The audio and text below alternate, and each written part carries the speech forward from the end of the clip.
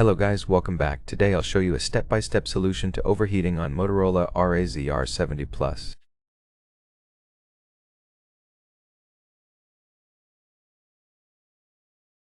First, go into Settings, then External Display, scroll down, select Display and Always On Display, disable it. It uses so much battery and heats up the phone really fast.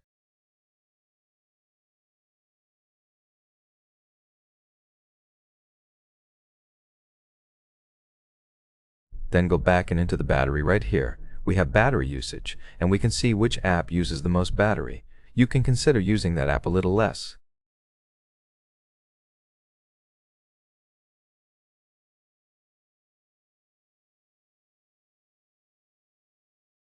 If you are charging your phone, it's completely normal for it to heat up, especially while using fast charging. But remember to always clear background apps.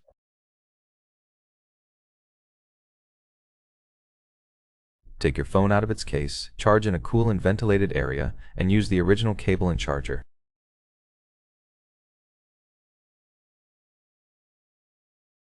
That's pretty much it. You can also disable every feature in quick settings that you're not using. Thanks for watching. Don't forget to leave a like and see you in the next one.